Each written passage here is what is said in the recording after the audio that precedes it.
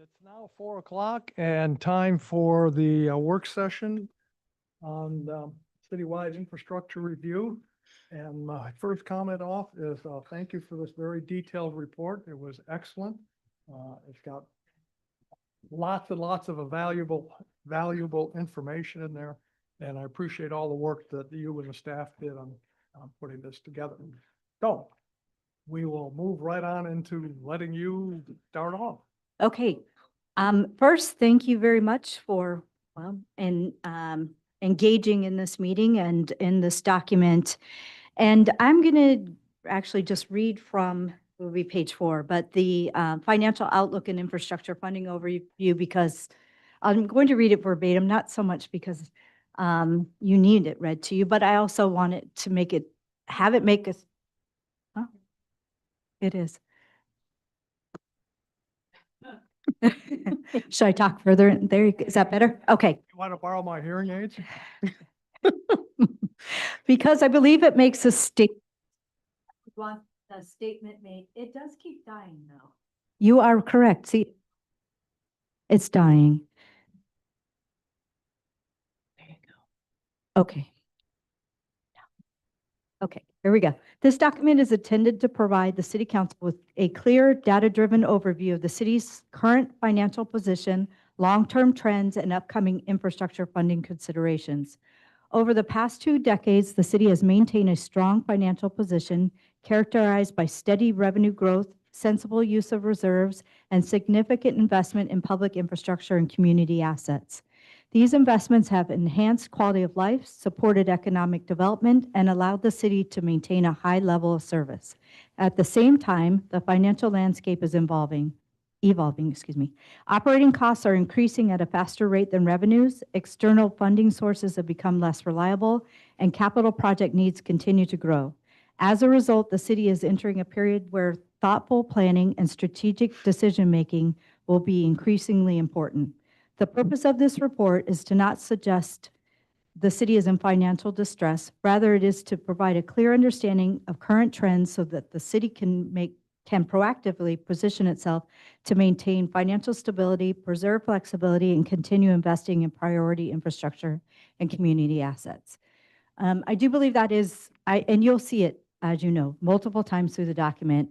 I don't want this to come off as the sky is falling, things are going wrong. Not at all true. So, but we do, all of us, all the department directors that are here, as you can see, want you to know where we are with projects, where we are with our finances, and what's ahead. So with that, we'll go on to, I don't intend on reading all of this to you. You're highly intelligent people who can read. And, but I'm going to skim, but please stop me. And any financial questions, Melanie's here. Project questions, we have their department directors here for. So I did spreadsheets and graphs and narratives so that we can, like, again, show you the whole picture. The next portion is the general fund operating revenues and expenditures, the capital project transfers, and changes in fund balance, which is probably the most important information regarding our general fund. It includes the information includes the following categories: operating revenues, expenditures, revenues less expenditures, which are the funds available for capital projects, with some nuance there. Capital transfers net, increase, decrease to fund balance, and general fund balance. As far as operating revenue, our operating revenue sources come from local taxes, property tax, sales tax, lodging tax. There's a nuance again with this, with the lodging tax. Well, it's most often viewed as a general fund revenue. It has its own fund. So it operates differently than actually the general fund, as you know, that you adopted the code language.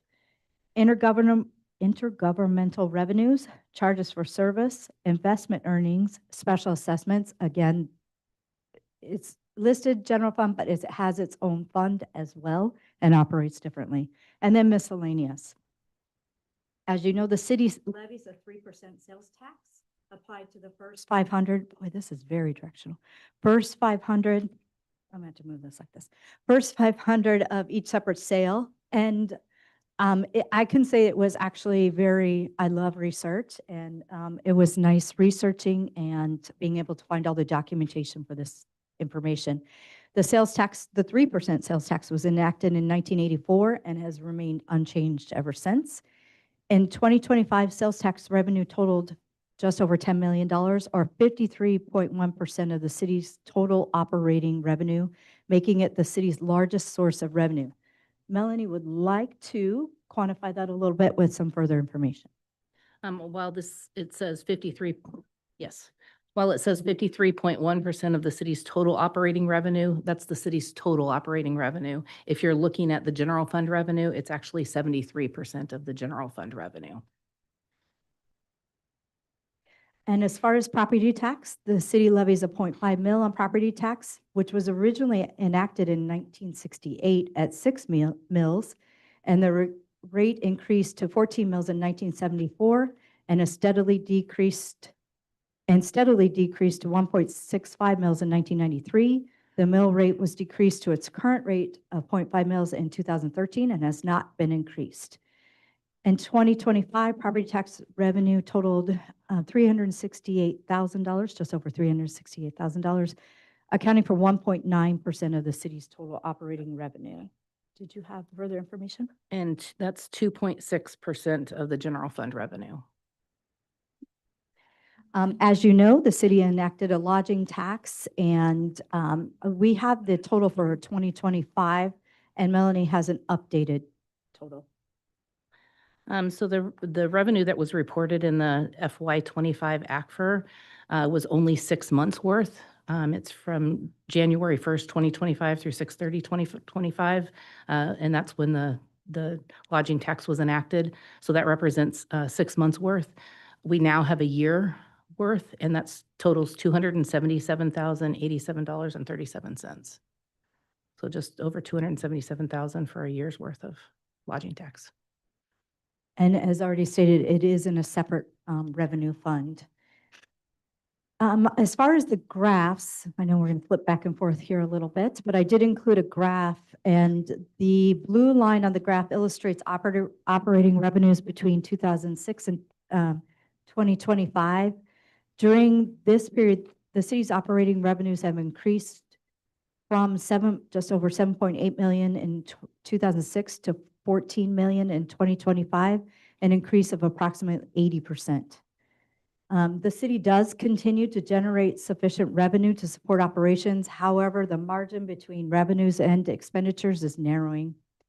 And this reduces the amount of funding available annually for capital projects and increases reliance on fund balance and one-time funding sources, and also in our investment accounts as well.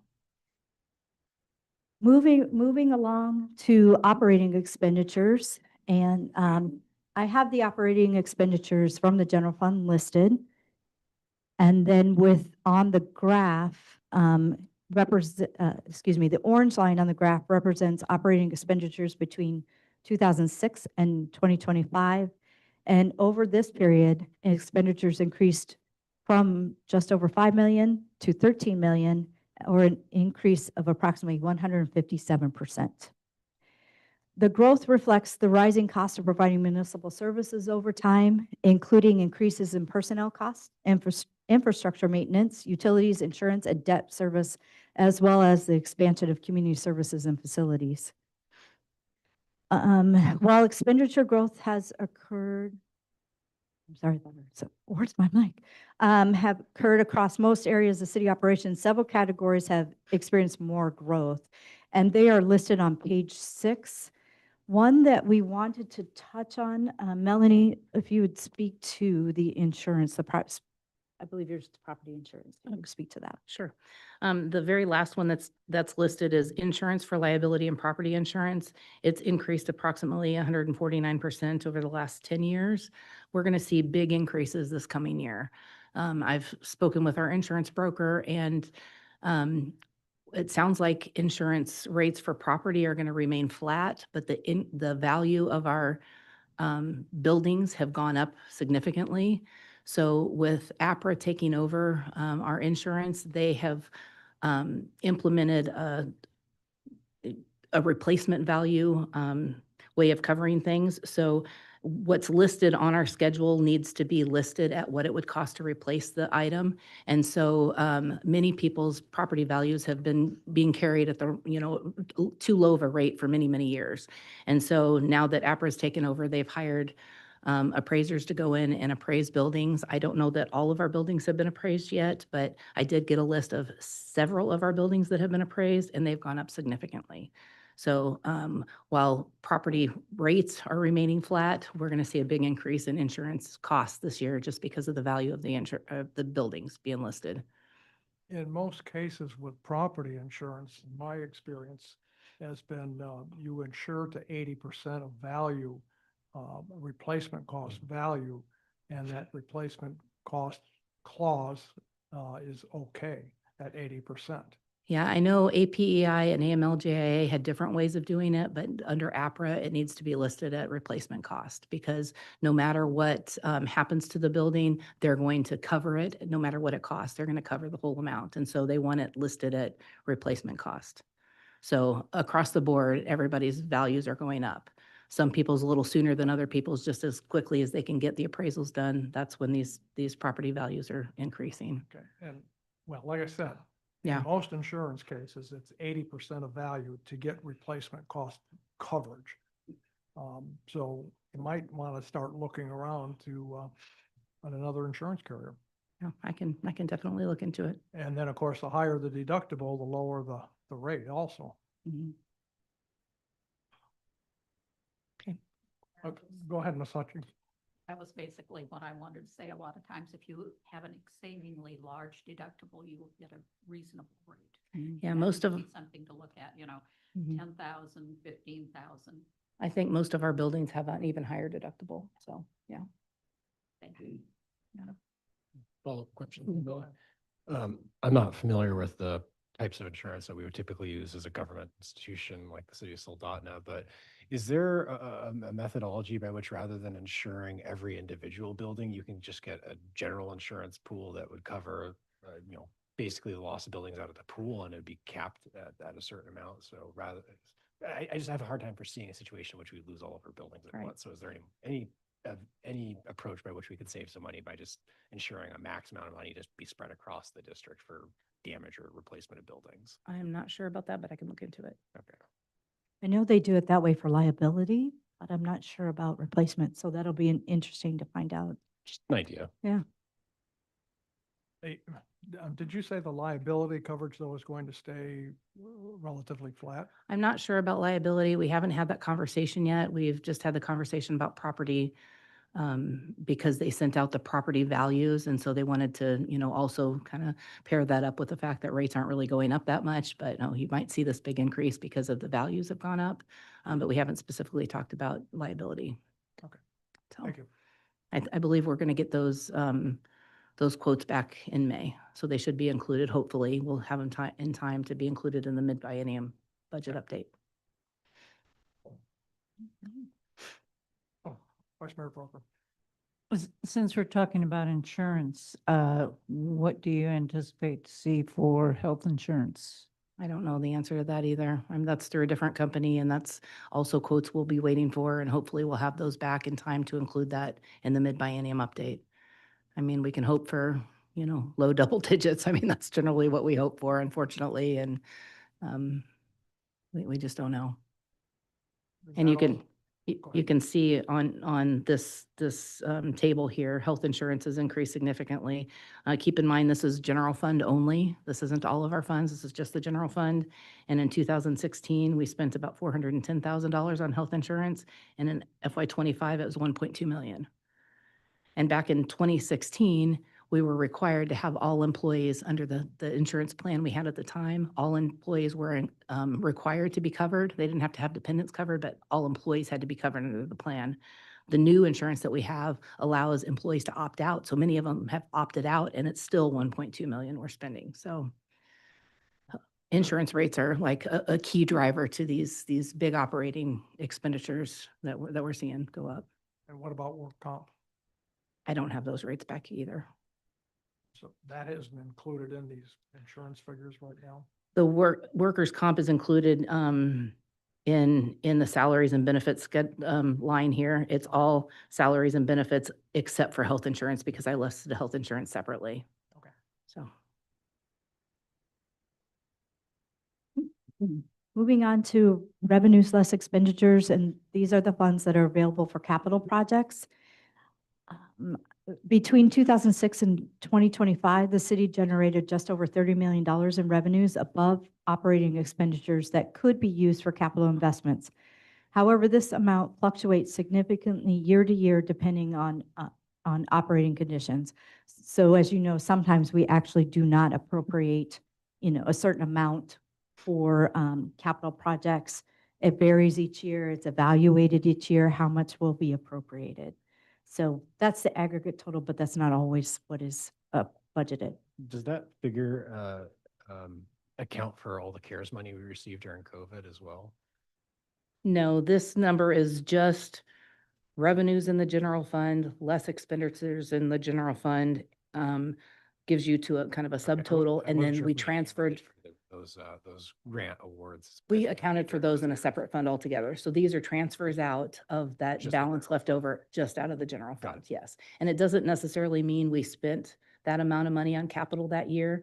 That means that's what we've appropriated that year. Projects take many years. And so, while we appropriated money one year, the project might not be expended until, 3 years later, possibly. And you'll see that further in the obligated funds. Some of the obligated funds, tie back to these other years, like some of those other funds have been obligated.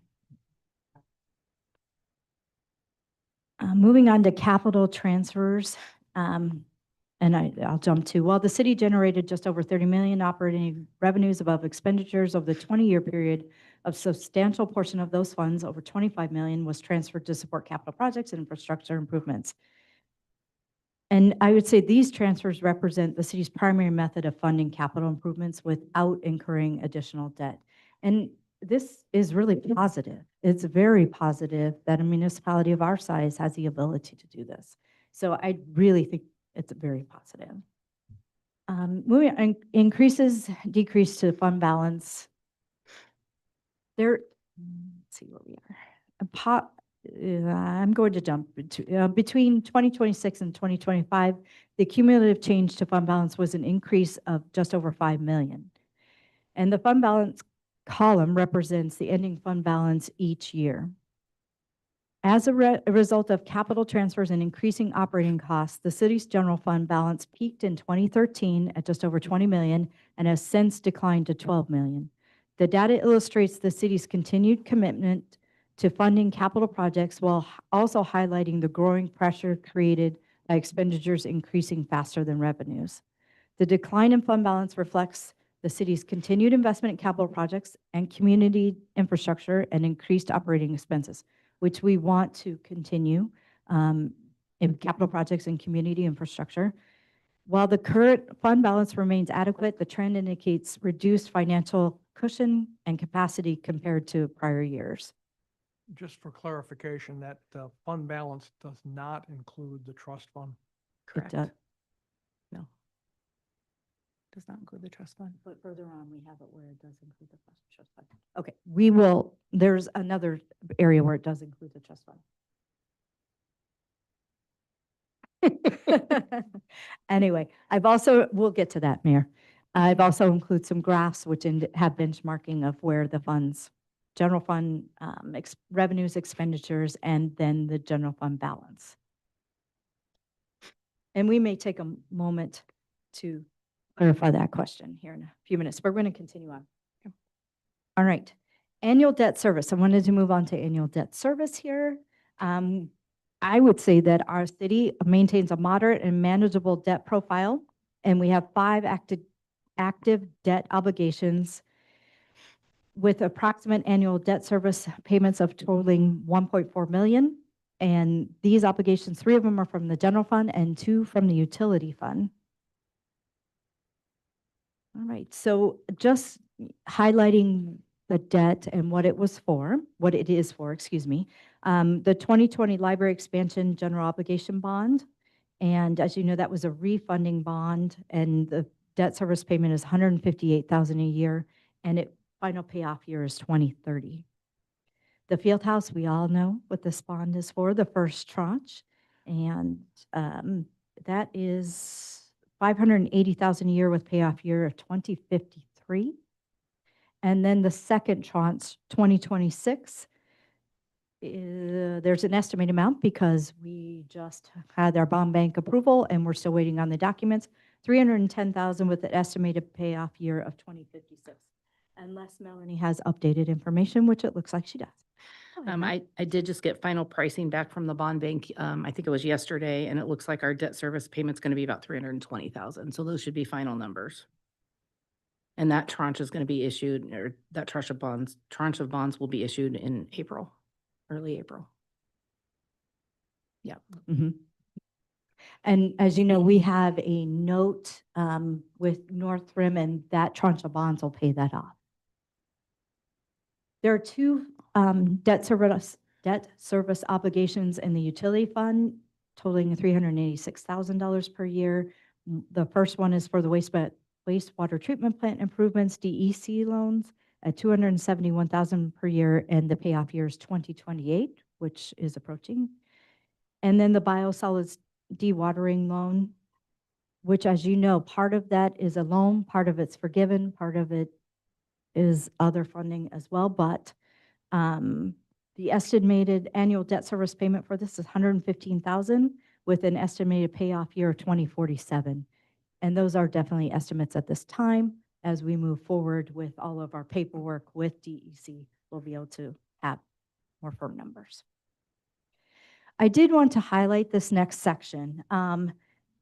The bond bank met to approve the second tranche of funds.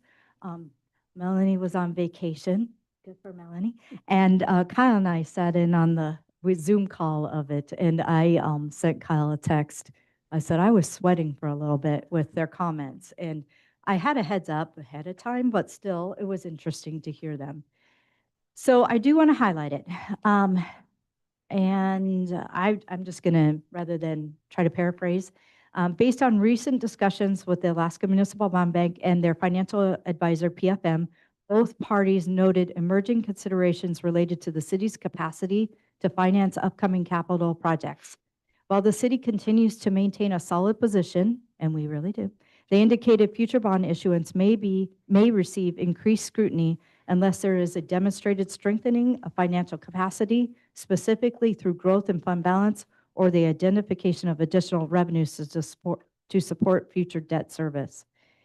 In PFM's recent credit application summary, trends regarding the city's general fund balance were highlighted. And this is what was stated at the meeting, and this is paraphrased from that meeting.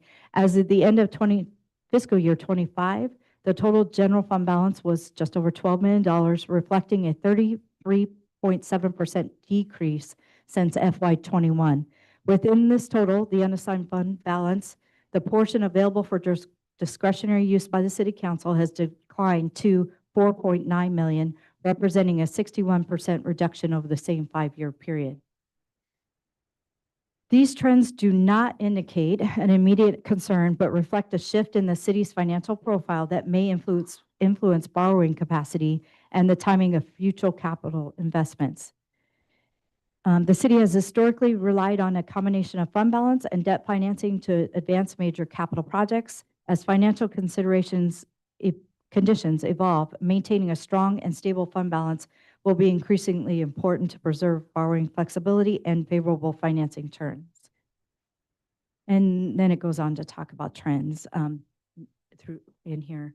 I do want to state that within the bond bank meeting, they asked if we had any comments, and my comment to them was that I will say drawing down, was use a different term, but drawing down of funds from the general fund balance is intentional, as we know. It's very intentional.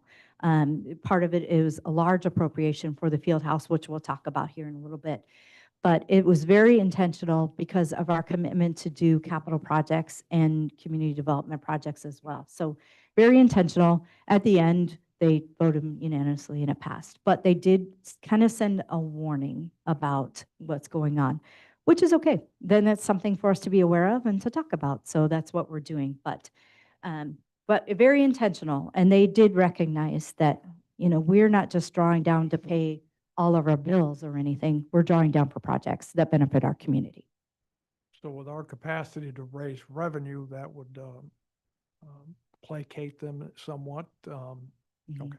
Yeah, if we were to, their statement was that we would need to show increased revenue, or we would need to have already increased our general fund balance.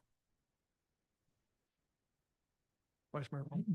So with increase of revenue, I mean, we have instituted in the last 5 years 2 additional new taxes, the marijuana tax and the lodging tax.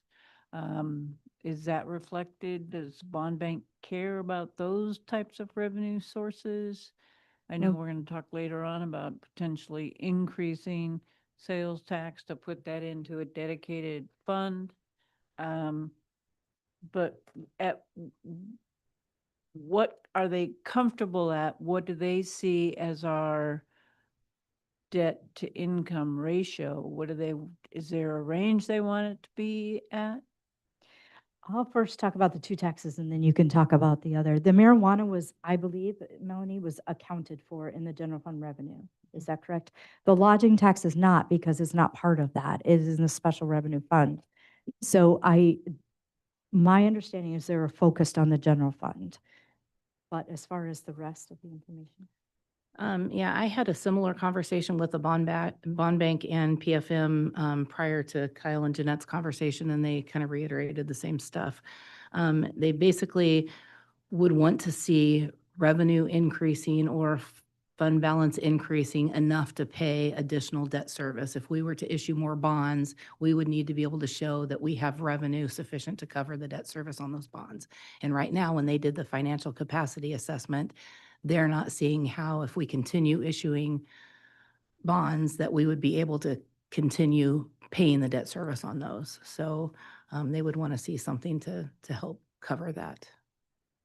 So they didn't give me a ratio. They didn't say how much it needed to increase. They just said that they would need to see additional revenues or an increase to fund balance to be able to cover debt service. Yeah, I'll just add in that meeting, no, I don't know the exact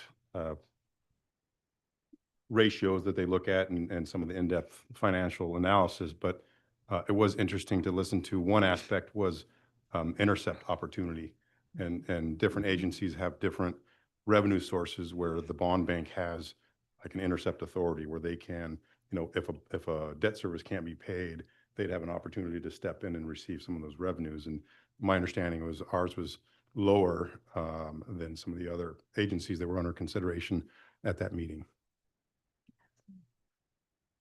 Go ahead. Okay. Nope. Tim. I was trying to call it up, but I couldn't. So income that we've received so far from the field house for this year is approximately how much? And like I said, I was trying to call up the financial report. I that's would in the have to get packet. back to you on that. I've got it. I don't. It'll be yeah. here. I don't remember if I have. Yep, I'll find it. Okay. Okay. Okay. Moving on to the funds that are obligated for capital projects. And there's a spreadsheet that lists the projects and then also the projects themselves and along with where the status of the projects. What I want to highlight is, again, doing research and, learning more about the funds. What I want to talk about is that the funds are actually held in the investment accounts. Remember last month, Bill from PFM, Alaska Permanent Capital Management. Alaska Permanent Capital Management, was here to talk about our investment accounts. And he modeled a $2 million draw and a $5 million draw.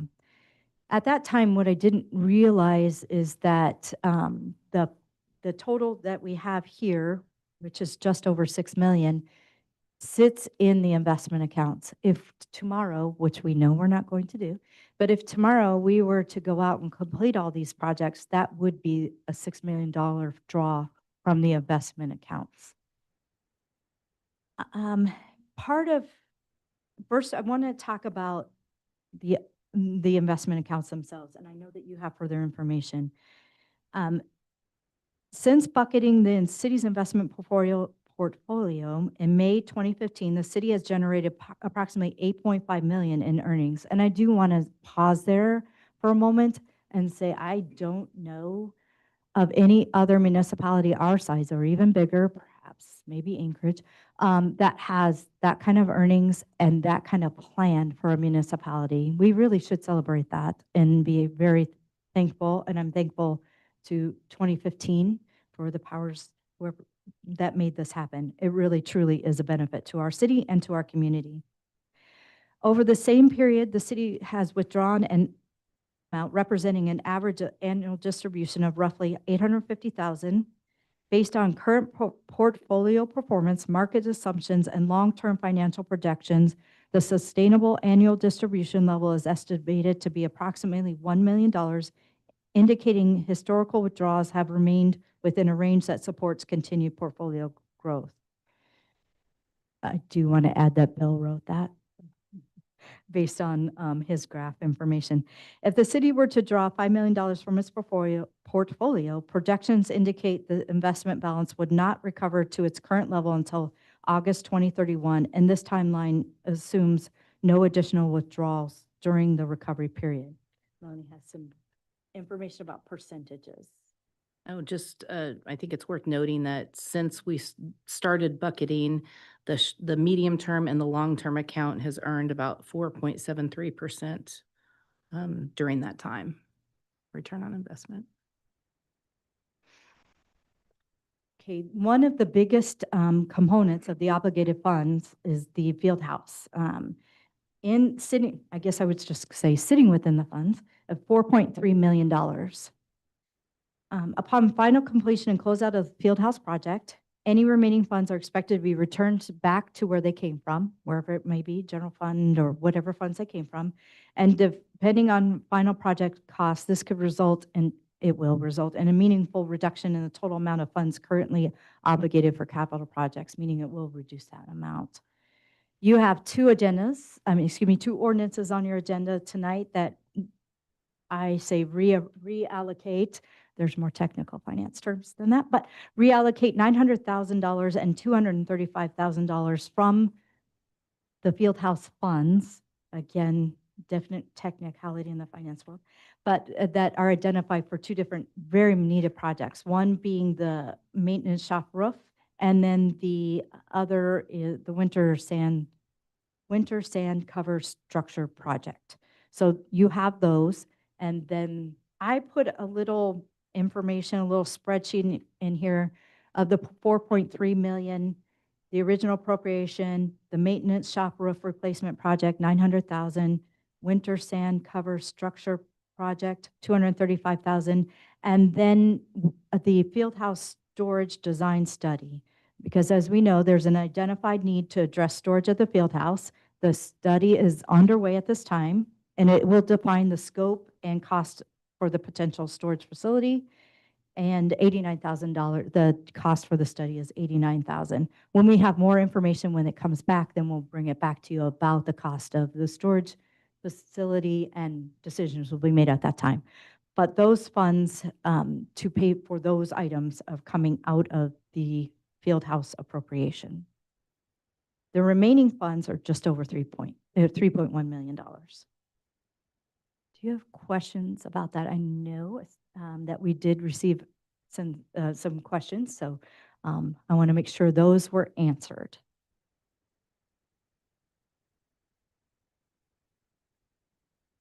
Go ahead. So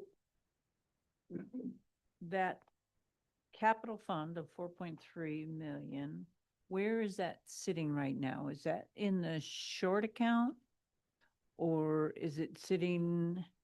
There's virtually nothing sitting in the short account. It's sitting somewhere between the medium term and the long term account. all of our investments are spread between those two accounts, except for the ones that are sitting in our bank account and our AMLIP account. So there's no way to tie the balance in of one project to what investment fund it's in, because it's, our investments as a whole get allocated different ways based on our investment policy and how Alaska Permanent Capital decides it's best to allocate them. So they're sitting in these accounts, but we've appropriated the funds for use at this time. We just haven't allocated it out completely. Yeah, and it's always like that. I mean, we appropriate, it's different. The appropriation of the funds or the budget of the funds is different than the expenditure of the funds. I mean, we might budget it in 1 year and not spend it until 3 years later. And I mean, we never take it out of the investments until we need to take it out of the investments because we want to leave it there as long as we can to earn the most money.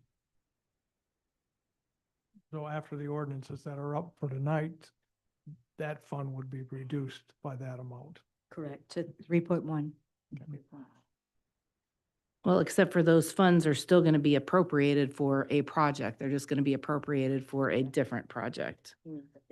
Oh, the field house funds, yes, yes, Which may not get spent tomorrow. correct. The next page lists all of the projects that have obligated funds. And then the next few pages, which I won't go through unless you have questions, specific questions about the projects, are the projects, again, what they are, the status of each of the projects. And if you, even after this meeting, have any questions, let us know and we'll go through them. Mr. Terry, go ahead. In thinking about what I heard you say earlier in terms of, do you see any of our expected future projects in the next 1, 2, 3 years? Do you anticipate any of those will need to be postponed? And I'm particularly thinking Marydale or some of the other large ones. So That is a good question. I was going to have Kyle speak to Marydale later, but let's go ahead and do that. I don't mind. No, this is, if you would provide an update on Marydale Sure. and then the possible appropriation. Yeah, Thank you. real quick, I think it's on page, let's see, we'll jump right to it. Some of the anticipated, it's on page 33, where we identify the most recent legislative priorities that we identified and the costs associated with those. Now I'm jumping ahead on you a little bit, but That's okay. we'll go over it later, but some of those may require local match. Some of them may be a outright grant 100%, but we know that those are identified priorities. And then the bottom half of that page, we've got our notation on the 5-year CIP and some general fund projects that are anticipated. Good opportunity for me to remind folks that the 5-year CIP includes high priority projects programmed for years that we reasonably anticipate that need to happen. You know, a re-roof that's failing, we know we've got a couple years left.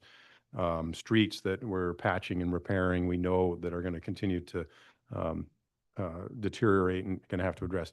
It also includes some projects that we feel are high enough priority to be on our identified priority list that's adopted by our governing body that we can include in grant submissions and requests for funding that may be reliant on that outside money. So we don't currently intend to say appropriate and fund the new street construction of South Fireweed. We identify that as a community priority that would help with transportation and expansion of our collector streets.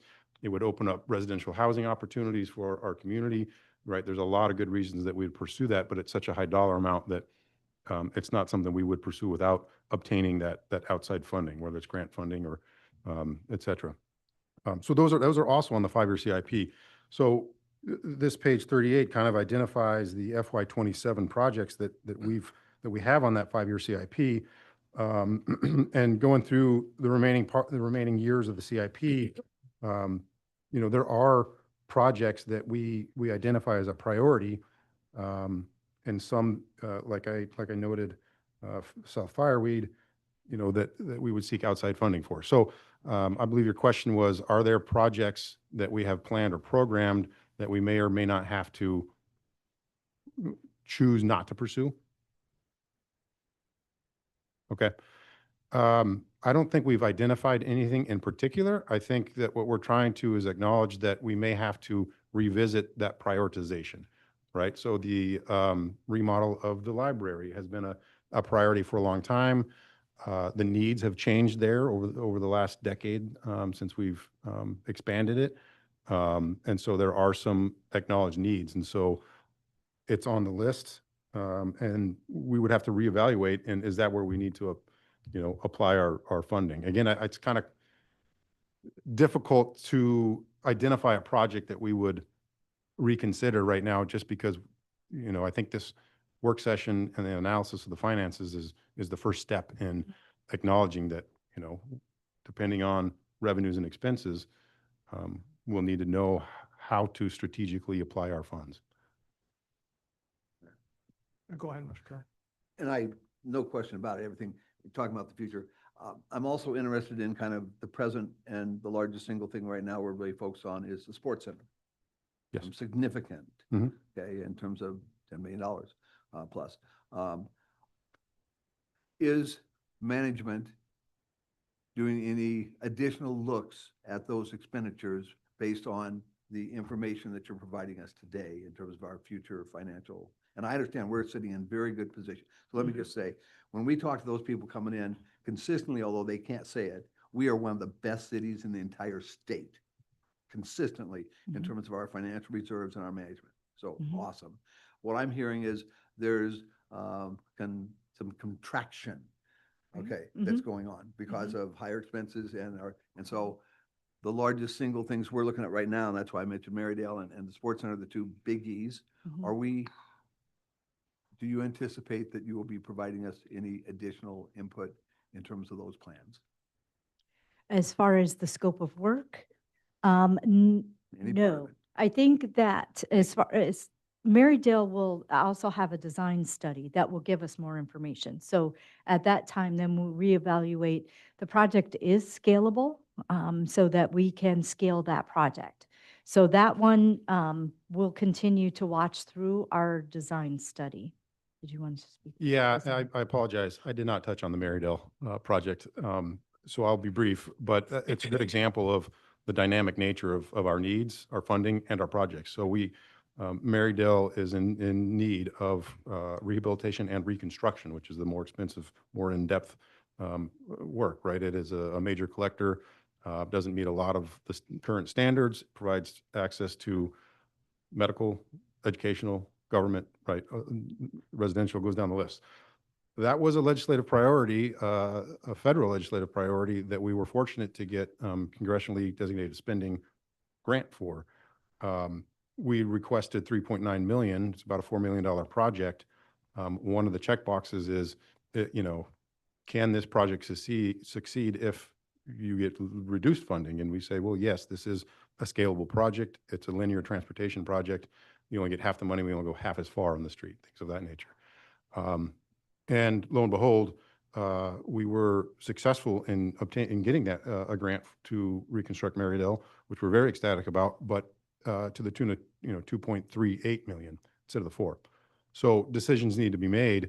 Do we take advantage of economies of scale, the cost escalation of doing the remainder in 5-10 years, or do we find local funding to go ahead and fill that gap, meet that priority now and get it done? And that's kind of what we're doing right now. And as Jeanette said, as we get into a design study report and into a design phase, we'll know more about the extent of how far our dollars will go and kind of have more data so that the administration and council can give us direction on how to proceed on those type of expenditures. I think too that we have, through the years and just recently, evaluated projects that we had the capacity and possible funding to complete.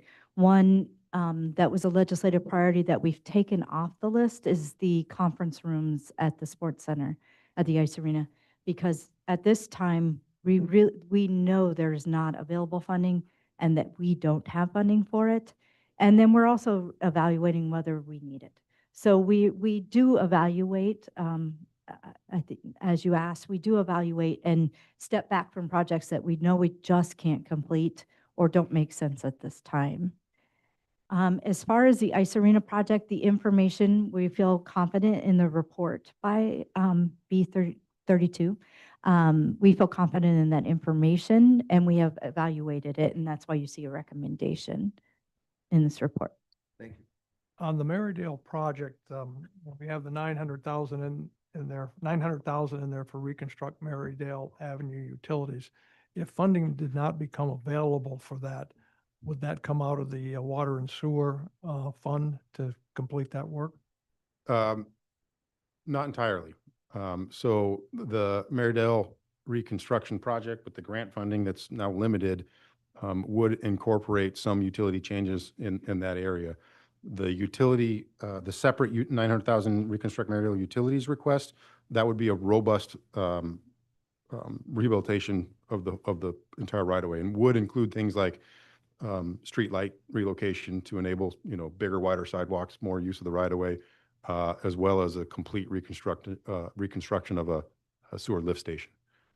So it's kind of in addition. So when we So say- yes, but if any expenditure, local fund appropriation for utility-specific infrastructure repairs would come out of the utility fund, not the general fund. So what you're saying, the utilities also refers to the street lights and things like that. In this case, right. So there's some nuance in that, right? The streetlights, storm drain, general fund, water and sewer, collection, distribution, treatment, and production is utility fund. That would be the 900,000 here, but if we didn't get that funding, the only portion that would come out of the utility fund would be the portion related to water and sewer. Yeah. Not the street lighting. Go ahead. Oh, I notice it's not on the list, but we purchased property and we have been discussing at different times the issue of East Redoubt coming onto the Sterling Highway, which is extremely dangerous. And I didn't see anywhere that connector to the Kenai Spur through that light was anywhere mentioned. We're having road projects that are going to be taking a couple of years, and they're coming into Soldotna from that Sterling corridor. So is any of that even being thought of, or? Yes, that is one of the items. I think it's programmed for FY '28 right now. When we did that estimate, we were looking at $1.8 to $2 million.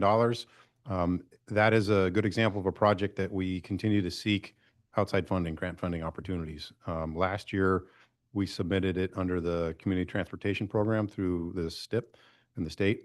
And we actually scored well enough to go to the Project Evaluation Board, but then did not score well enough there to be in the funding bandwidth.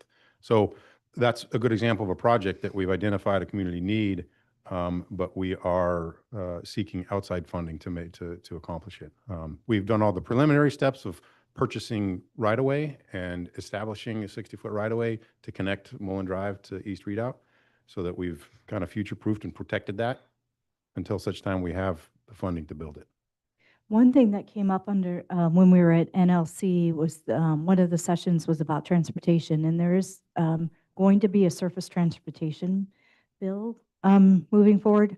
I have no idea how it's going to look like at the end, but they really encourage municipalities to put in projects, and I do believe this would be a great project for that. I did ask the question. Again, there were different states there and were, unique. And I also asked our lobbyist as well if those projects had to go through DOT, because quite frankly, we don't want them to. And both answers were no, that we could put those in on our own. We, of course, have to have support of our federal delegation, but I do think this would be a really good project to seek funding. And we're going to work on that one for it. There's a safety component, all of all of the components of it. So I do think this would be a really good one to put into that bill. and we'll work towards getting it in.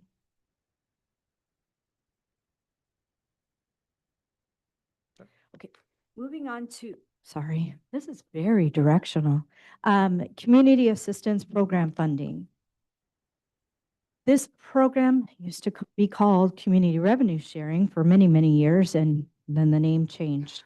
What's really significant about this is that I put the statute language in, but in 2017, the statute was amended and the formula was amended pretty significantly in the fact that the annual appropriations changed from their 60 million, annual appropriations were 60 million to drop to 30 million.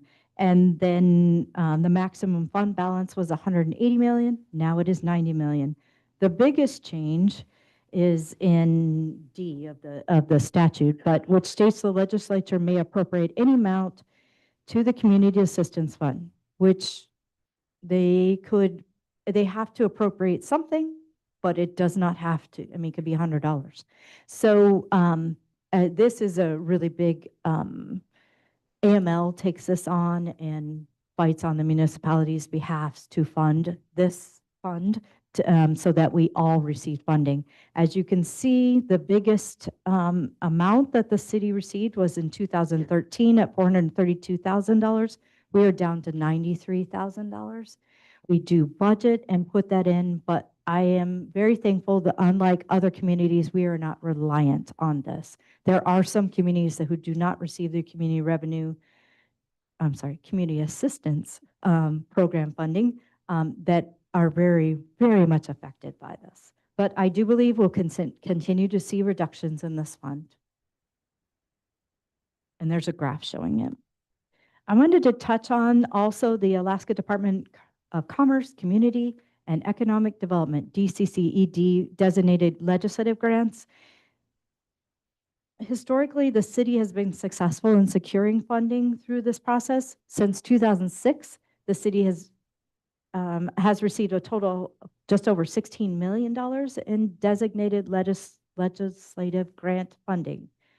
However, the availability of these funds has declined significantly over the past decade. Between 2016 and 2025, the city has only received $300,000. And I do believe that as well as the other funding, these are going to be harder to obtain as well. The $300,000 was put in by Representative Ruffridge for the stand storage structure, and we're thankful for that. When the legislature convened early in the year, as you know, there was no additional funding for anything. Now the price of oil is up. They're talking about additional funding. I'm happy that they're focused on the STIP match and education, which is both very significant for our state. I don't believe there'll be legislative grants for municipalities at the state level, but we'll have to wait and see. We really don't know at this time. We have submitted projects, but we'll wait to see if any of them are funded. And there's a list of the projects and a graph to go along with that as well. Now, the DEC funding, Department of Environmental Conservation, is listed here. And this is funding through the utility fund. It directly affects the utility fund. And there are 2 active DEC loans, which we spoke about earlier. Historically, DE assistance for municipal infrastructure projects was commonly provided through a 70-30 grant program, where the state funded approximately 70% of the project cost and the municipality provided the 30% match. Over time, DEC's transitioned to from grant-based funding to a funding model primarily based on low-interest loans through the state revolving loan fund, often combined with some level of loan forgiveness, which we've been able to receive, but it definitely previously with the 70-30 model, it was predictable. We knew when we were budgeting, when we were talking about projects, that we had a 30% match. And, that was identified, I'm sure over the years back in the day when it was a 70-30, that your public works director came to you and said, we need a 30% match for this project. At this time, we really don't know what kind of match we need for projects. We also don't know at the time when we go in if we'll receive grant forgiveness. So now it's a loan. So as you've seen, and mostly you've seen it through biosolids recently, through biosolids project, that we apply for a loan. And thankfully, we've been able to receive $2 million of forgiveness on that loan. But it definitely creates some uncertainty when you're trying to determine how to fund these projects. I will say that the State Revolving Loan Fund is a really great fund. And the department directors know I'm a broken record about this, and the mayor and vice mayor now know it too, because every time we go to speak to a legislator, I bring this up, that it is a good fund for replacement, which we've been able to use. And I'm thinking that, speaking of that Marydale project, the utility project, if we do not receive congressionally designated funding or any other funding, we may end up with going to the State Revolving Loan Fund to fund that project. But I would really like to see the regulations rewritten for expansion and not just replacement. And we did talk about this with our federal delegation, and there was some interest in the delegation to bring that forward to discuss, to see if the regulations could be rewritten. And of course, they were focusing on Alaska, but which I appreciate. We'll see. We'll see. We'll see. We'll see. That's a different conversation. So on the spreadsheet lists the projects through the years that we've obtained funding for.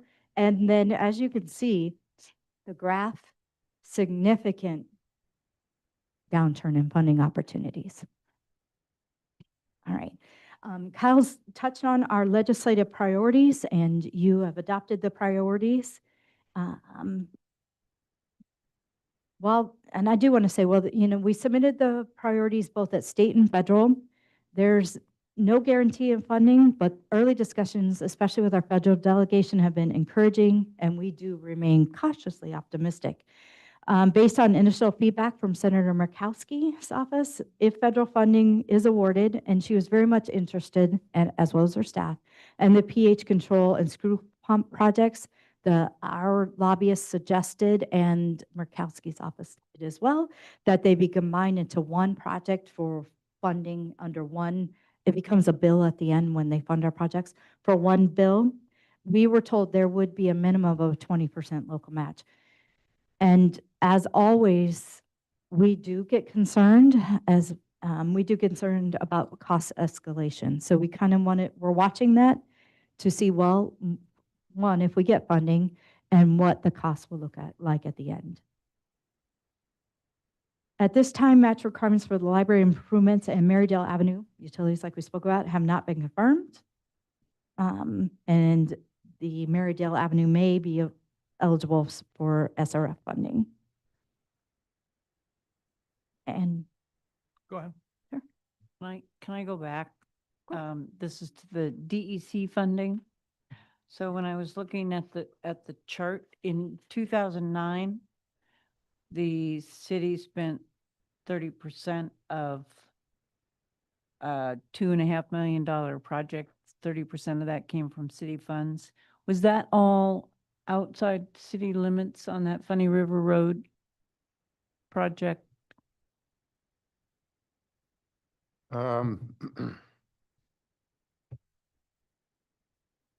Only a portion.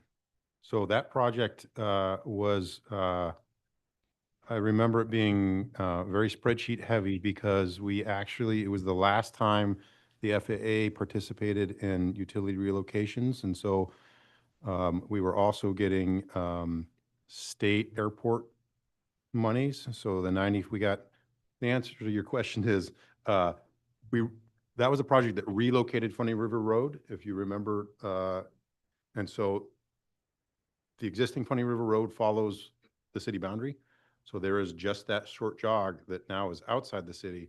So this project was probably, mostly on the city boundary, with the exception of that curve on Funny River Road and the new alignment. Everything else was on the city boundary.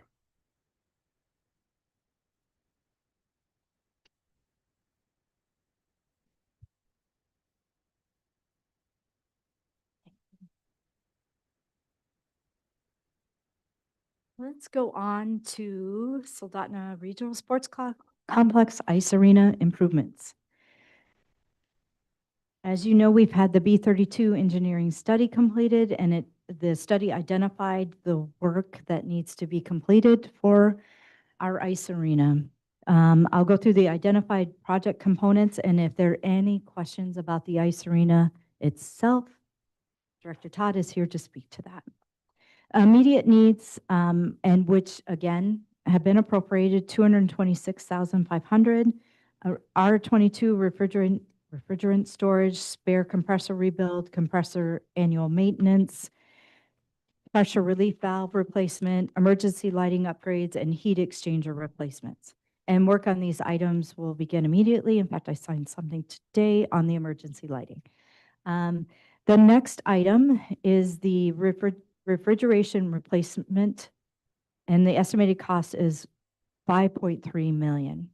While I have the information in front of you, I actually do believe it would be better to have it explained by Joel and/or Kyle, however the two of them would like to speak to this. And the reason I say that, we went back and forth about what needs to be done and the time frame that needs to be done and how to put it together. So I'm gonna just talk about just while we're splitting it. Yeah. So as you guys we've seen the report a while back, and there's multiple pieces and parts to it. The most immediate need is the refrigeration part. There is a couple other additional projects that need to happen. At some point in time, the concrete flooring that keeps everything cold will need to be replaced, and also the boards and the glass that go around the rink will need to be replaced. Those two items are a little bit farther out, according to our estimations and the professional report, that they're not something that needs to happen in the next 3 to 5, but maybe more like 7, 8, 9, somewhere in there. So we've decided to sort of focus this project on just the immediate need of the refrigeration plant, which is the one that's very, very old and needs the first help.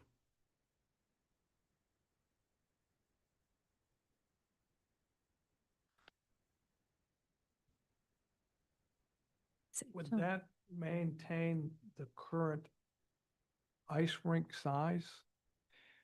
Correct. Yep. If we just focused on the plant itself, which is all behind the scenes, everything that you see out on the rink would stay the same. The size would stay the same. The bleachers would stay the same.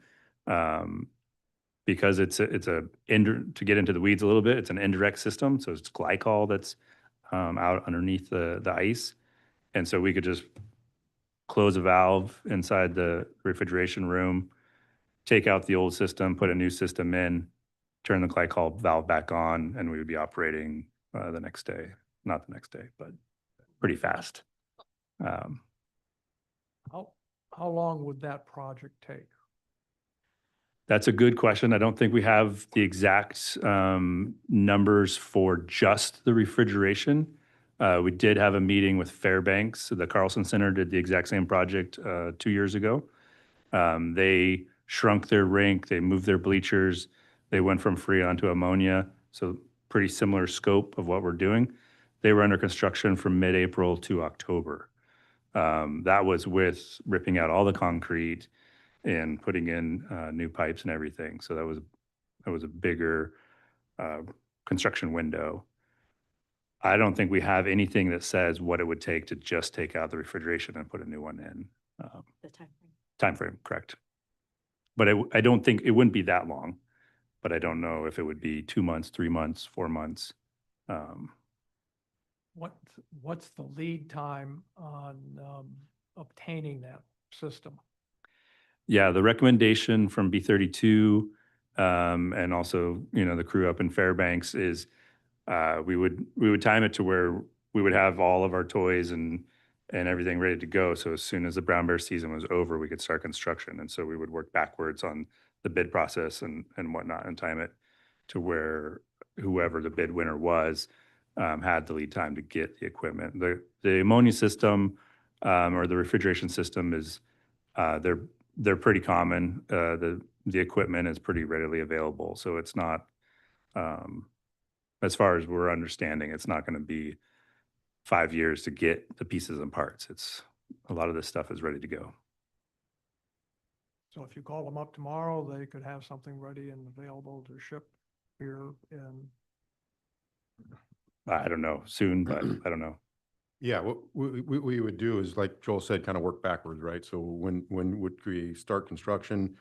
How long, typical like project process, once, let me start on the other end. We got to design a project, so we have to go through the solicitation and the procurement aspect to get professional services to guide us through that. How long will the design and professional services cost? Electrical engineers, mechanical engineers, the architects, life safety, SCADA, and all that. And then with city review and site visits, and then we have 100% construction documents. We bid that. That should be on the street for a minimum of 3 weeks, sometimes a lot longer, depending on the complexity. And then it'll take, so, there's probably 6 months of not doing anything. We would intend on like issuing a notice to proceed to a contractor in time for them to spend probably a couple months of submittals, shop drawings. We specify certain types of equipment. They go to the manufacturer. They say, here's what we're going to use. We approve it with the intent that all that paperwork and scheduling is done right when we want to give them site control. And then they show up and start demoing. And then it's the current construction duration. So I think what Joel was getting at is that there's not an extraordinary long lead time. Something like Rob's aeration blowers that come from a different country might take a lot longer, but the system that is recommended by B32 and as concurred with staff, it's a common system. That's one of the rationale of choosing it, is that it's a tried and true system that many different facilities have. Therefore, there's not a super long lead time. I would, to give you a best guess, a contractor could probably, this is just a guess, but a couple months.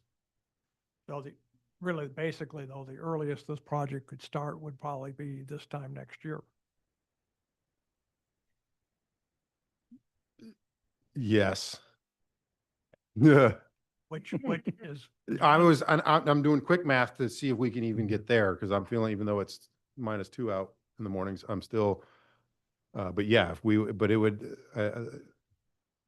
that's assuming, we get into it, we get, funding and design phase and a lot of that stuff. There's also, operational coordination. I know Joel and his team have been working with clients and users of the facility, because potentially there'll be a disruption there too.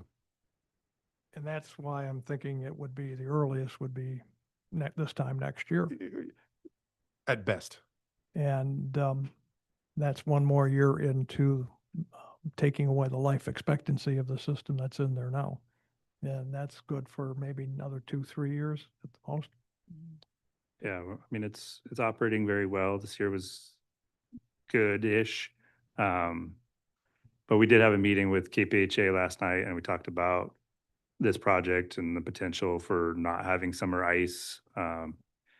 The Fairbanks project messed up their junior hockey program, and they had to have the first couple games out of state, or their schedule, sorry. So there is those conversations of like, we don't know when, but sometime in the next couple of years, your summer could look different. So we're also having conversations with Kenai to see if their rink, might be able to bring on some or help out. Vice Mayor Parker, you got to. Yeah, I'm not ready to bite the bullet on spending $5+ million right now. I know it's something that we have to do. My question comes back to, what's your confidence level on the floor?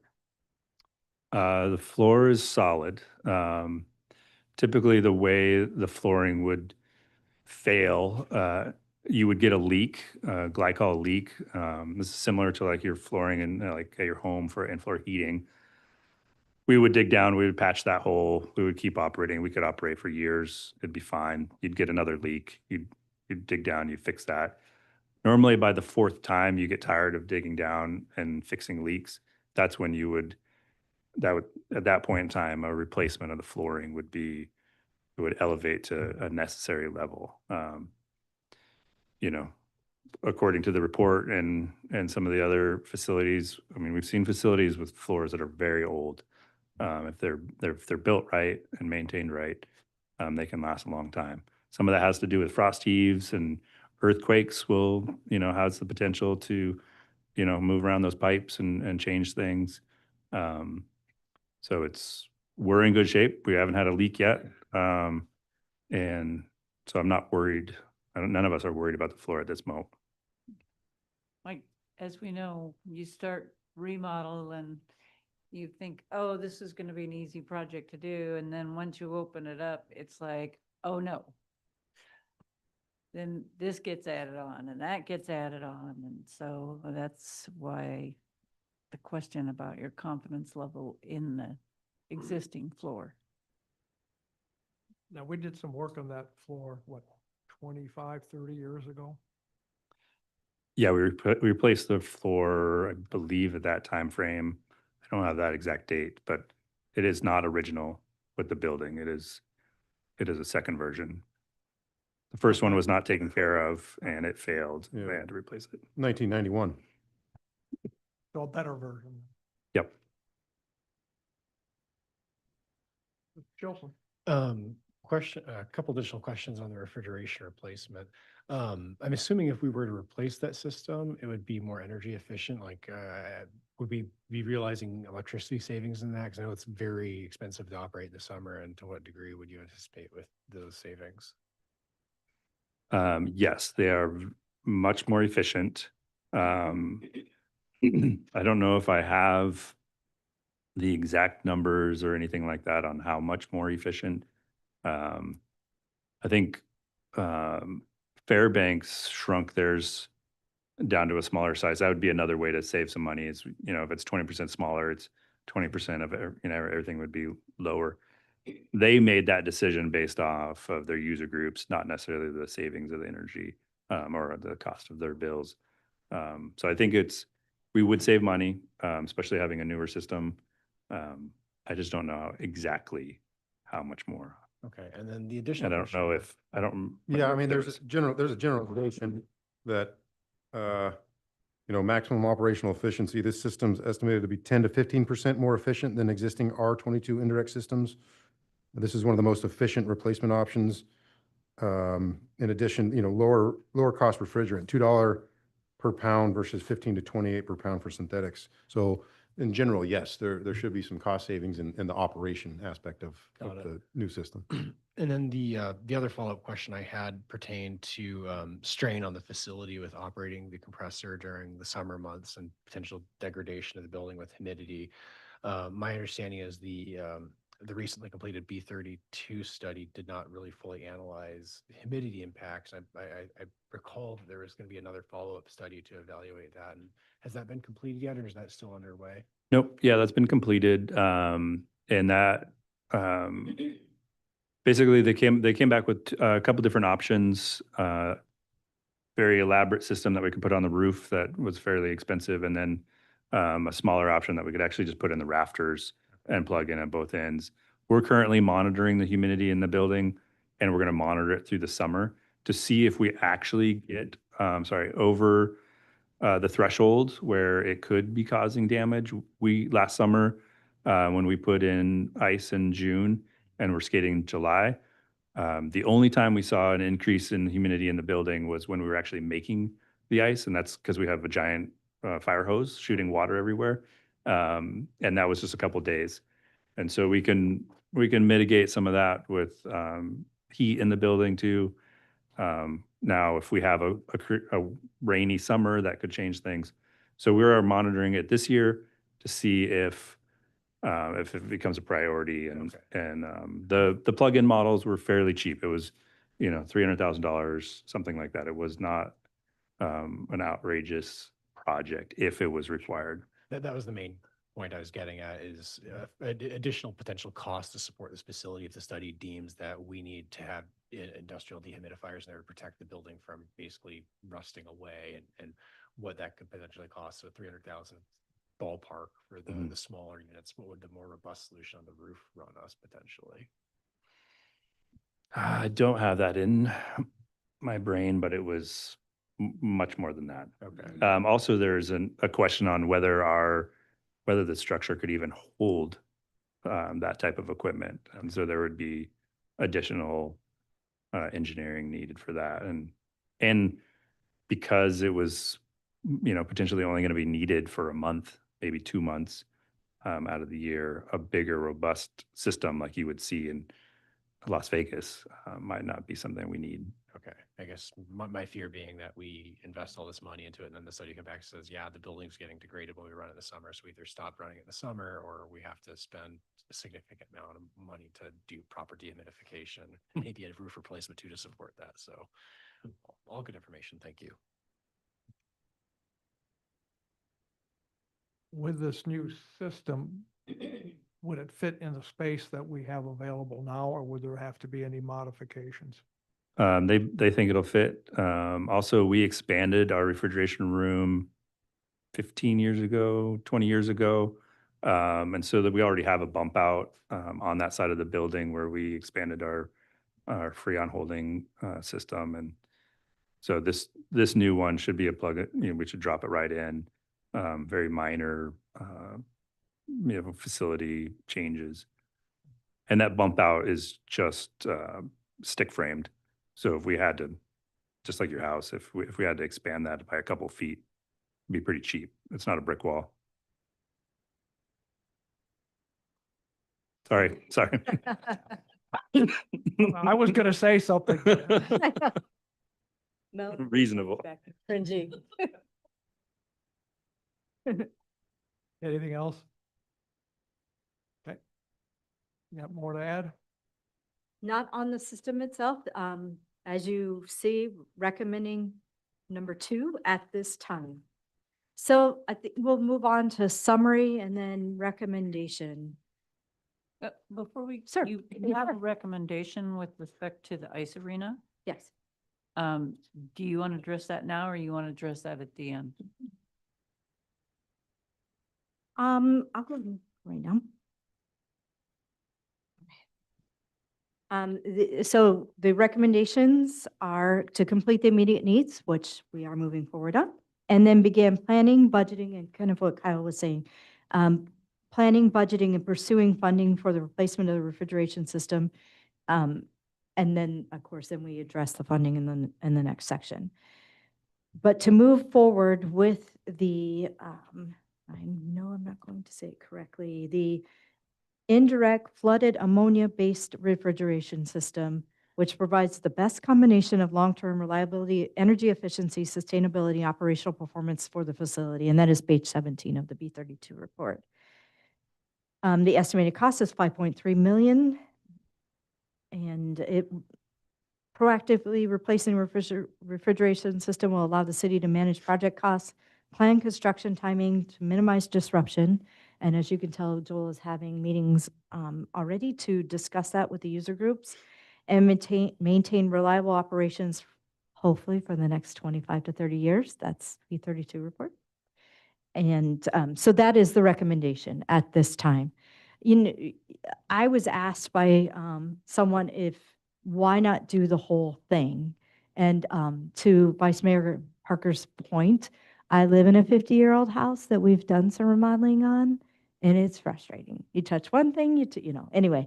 But it does come back to, as far as what we need at this point in time, we need the refrigeration system replacement. It also comes back to funding and responsible funding of projects. Do I have a concern that we get into this and then all of a sudden we need to replace the floor?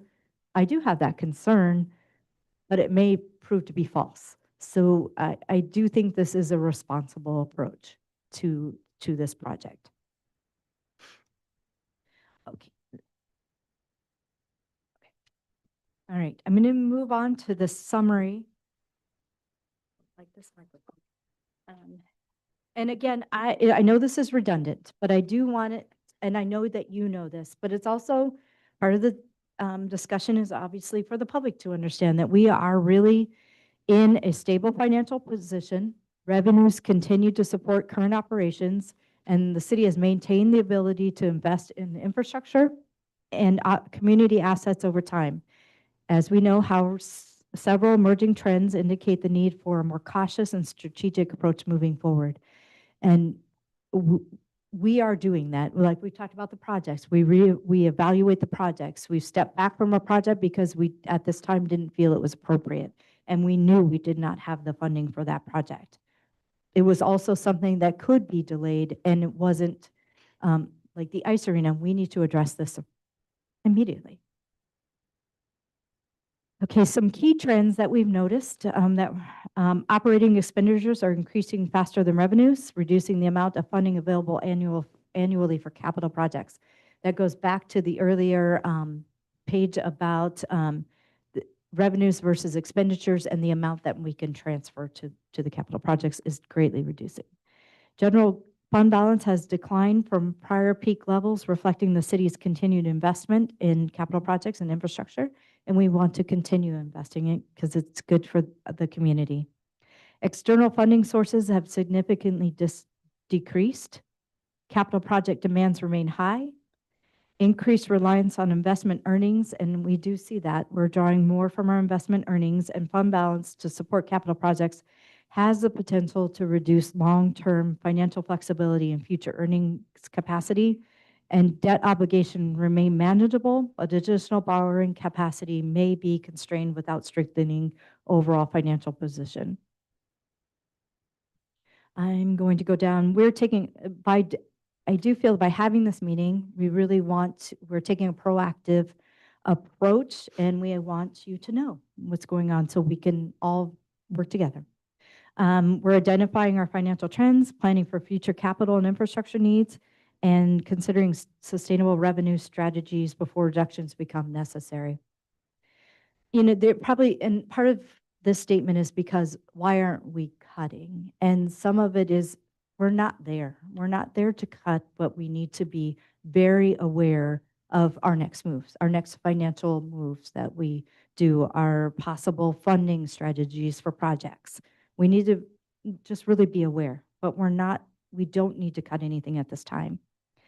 Maintaining current, we intend on maintaining current service levels, which supports public safety, infrastructure maintenance, community services, provides stability for employees and the community, and avoids reactive decision-making. And that's part of this too, is that, you know, having all of this information, as we know, governments get accused of being reactionary and not proactive. And I do believe that the city has done an amazing job of being proactive through the years, and we're going to continue that trend. Okay, so moving on to recommendations. And this is come through, you know, analyzing the data. And so we'll just go. To maintain financial stability and continue funding capital improvements, the city should consider enhancing revenue. And I do mean modest and revenue enhancements. And as we talked about, the bond bank indicate that as well. A sales tax adjustment and increasing the sales tax rate by 0.5% would generate approximately $1.7 million annually. The impact to consumers remains limited. Maximum tax increase of $2.50 on a $500 transaction. And I do want to, you know, be respectful in that. I do understand, especially with the cost of gas right now and the cost of goods and services, that there's definitely an increase on all sides. So I want to be respectful when I say that. The city sales tax rate has remained unchanged since 1984, despite significant growth in service demands and infrastructure needs.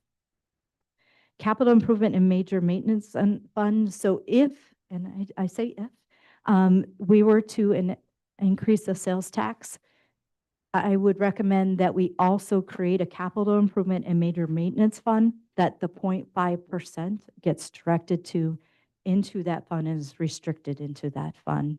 Homer has a similar fund that they've had for years where they take, I don't know what their portion of their sales tax, but they take a portion of their sales tax and put it into a capital improvement fund. As I stated, this was established a dedicated fund for capital improvements and major maintenance, direct the additional 0.5% into that fund and restricts the use, if this were to be adopted, infrastructure replacement, major maintenance, facility improvements, and possibly debt service if we do have debt service on a capital item. In my mind, it's somewhat similar to our lodging tax, where we've restricted for certain purposes. And this approach reduces reliance on fund balance and investment withdrawals, provides a sustainable, predictable funding source, and aligns ongoing revenue with long-term capital needs.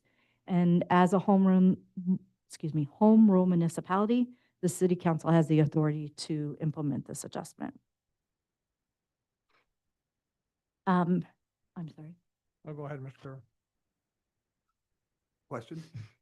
In looking at the 0.5% and what it would generate, is that based on the idea that the current sales would stay exactly the same, or is there a percentage increase anticipated for each year?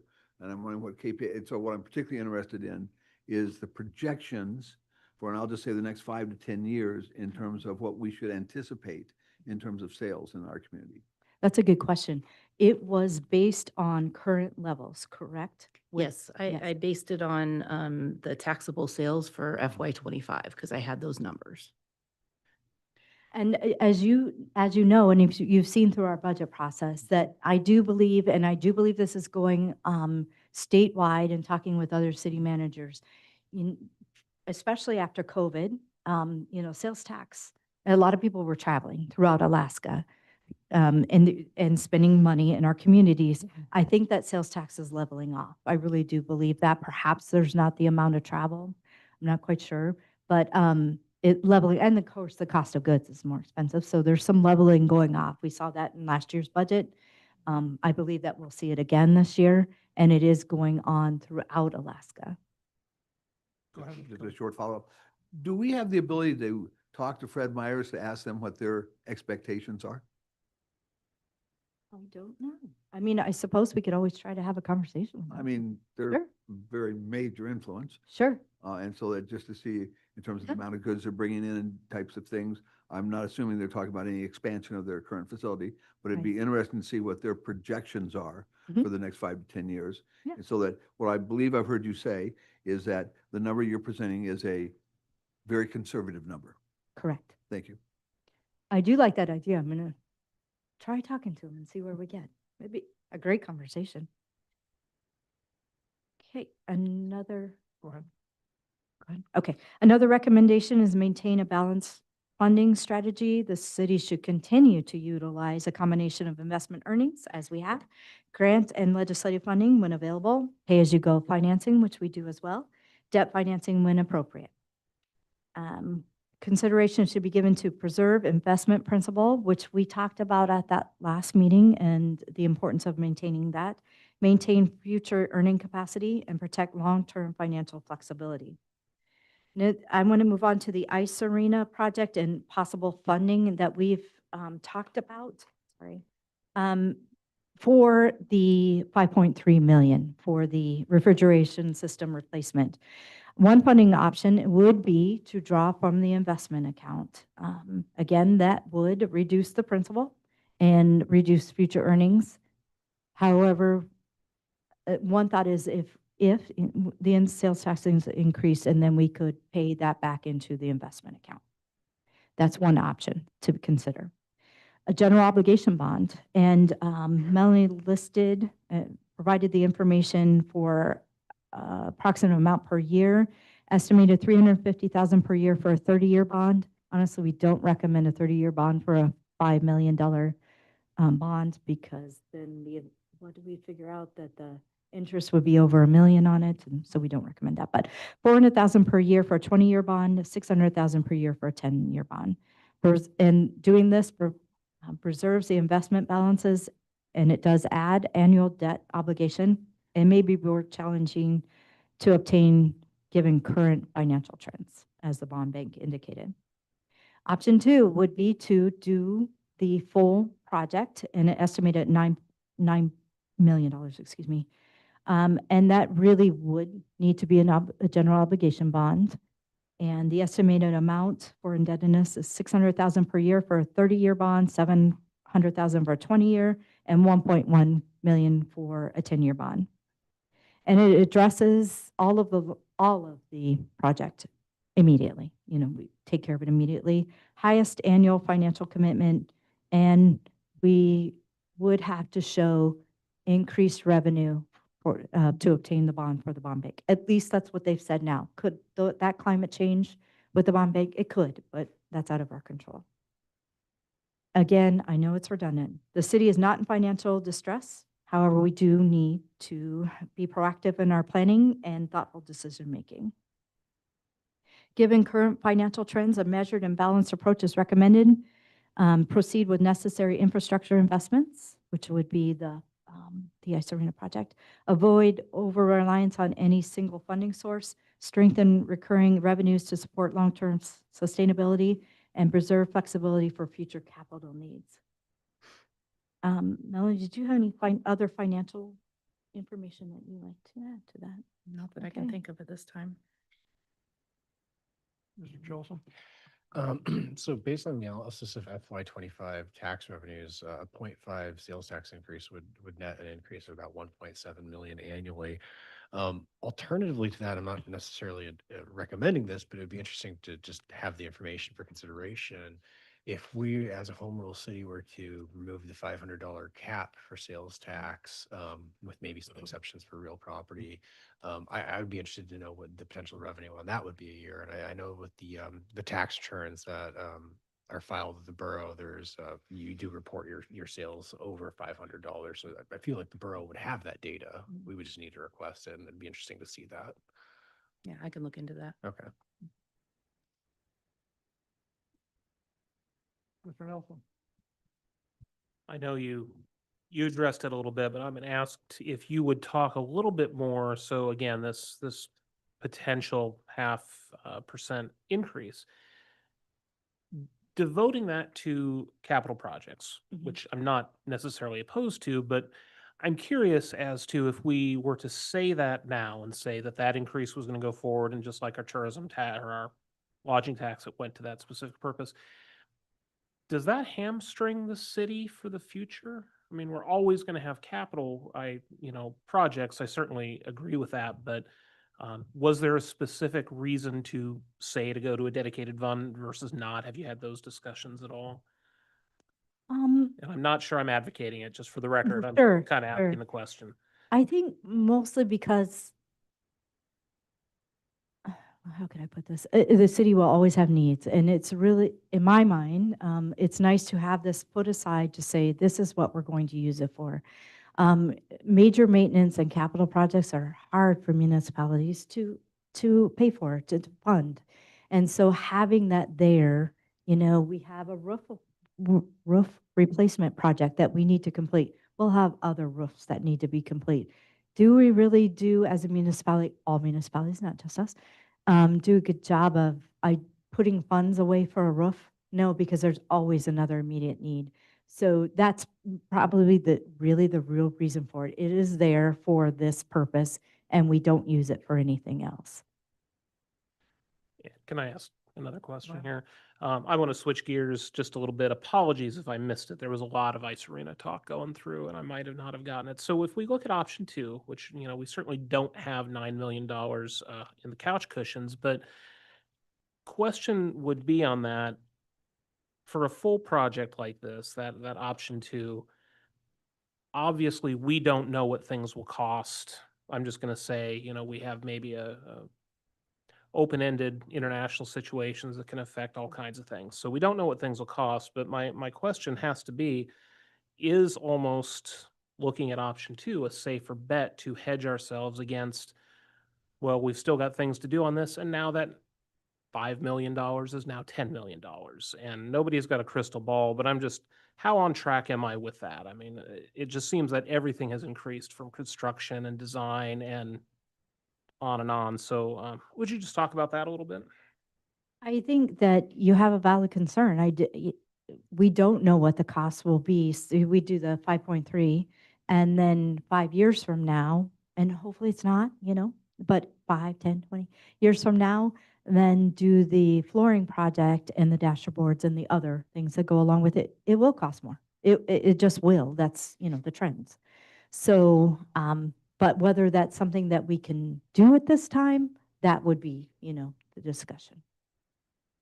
Well, I'll just add too, between the four kind of components of that ice rink work that needs to be done, the refrigeration system is really the singular standalone one, right? Like Joel's kind of demonstrated, we'll turn a valve, fixing it.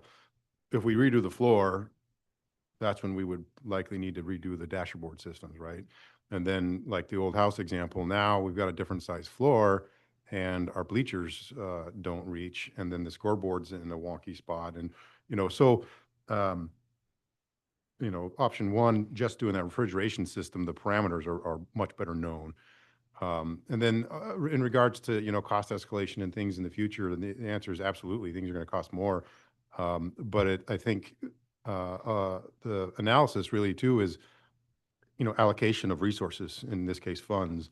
If we choose not to, put our eggs in this basket, then there are infrastructure needs that aren't getting done possibly now, and those efforts are going to cost more as well, right? So paving a street now versus paving it later, fixing a roof now versus fixing it later, doing a expansion or remodel of a library, et cetera. So you're absolutely correct. I see it more of analysis of, what are our resources and funding situation now, and how do we strategize that? And I think we're, in the beginning stages of that, having assembled all this relevant data and getting in front of everyone to try and ascertain, what is the best path forward for the city. So just wanted to add that kind of perspective.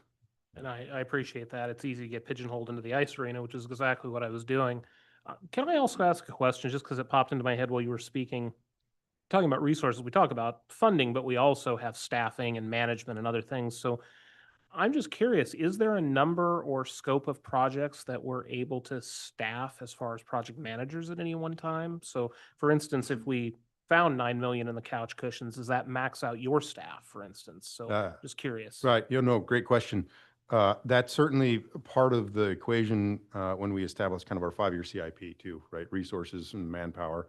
And so that's something we would think about.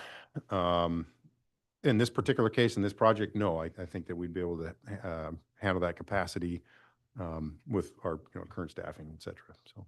And I agree 100%. But then if there was another project running simultaneous, Yeah, right. So, that's, again, that's part of our forecasting, we've done $10 million airport projects that in some senses are more taxing than a project like this, right? That's confined in this room that's pretty simplistic versus, and lump sum versus kind of quantities and surveys and things of that nature. So, yeah, we would go into it proactively knowing the path to success. And I would say right now, we would have the capacity to do any of these projects.